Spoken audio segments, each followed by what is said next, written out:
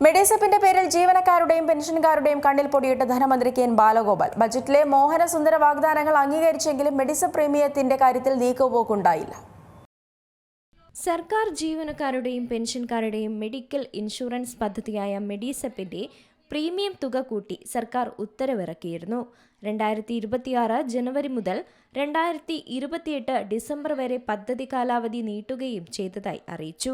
Oriental insurance കമ്പനിയുമായി കരാർ ഒപ്പുവെക്കുമെന്നായിരുന്നു ധാരണ. വർഷം 8,237 രൂപയും 18% GSTയുമാണ് പ്രീമിയമായി നൽകേണ്ടതും. മാസം 810 രൂപ നിരക്കിൽ ഡിസംബറിലെ ശമ്പളം മുതൽ വർദ്ധിപ്പിച്ച പ്രീമിയം പിടിക്കുമെന്നും അറിയിച്ചിരുന്നു.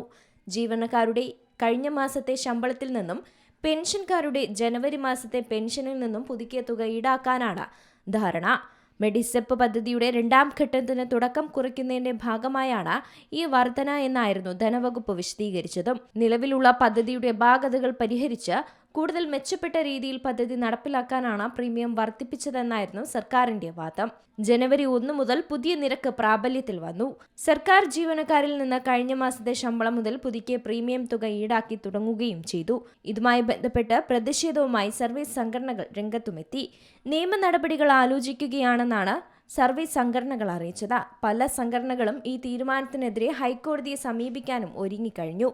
സംസ്ഥാനത്ത് എല്ലാ മേഖലകളിലും വിലക്കയറ്റം അനുഭവപ്പെടുന്നതിനിടെ ഇൻഷുറൻസ് പ്രീമിയം കൂടി വർദ്ധിപ്പിച്ചത് ജീവനക്കാർക്കും പെൻഷൻകാർക്കും വലിയ തിരിച്ചടിയാണ്.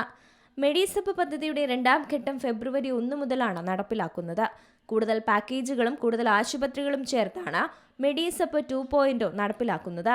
രണ്ടാം ഘട്ടത്തിന് 8,244 രൂപ വാർഷിക പ്രീമിയമായി അടയ്ക്കണം. ജീവനക്കാരുടെയും പെൻഷൻകാരുടെയും ശമ്പളത്തിൽ നിന്നും പെൻഷനിൽ നിന്നും 687 രൂപ വെച്ച് പിടിക്കാനാണ് ഇപ്പോൾ ധാരണയായത്. എന്തുതന്നെയായാലും ബജറ്റിലെ മോഹനസുന്ദര വാഗ്ദാനങ്ങൾ ഈ മെഡിസെപ്പിനെ അവതാളത്തിലാക്കുകയാണ്.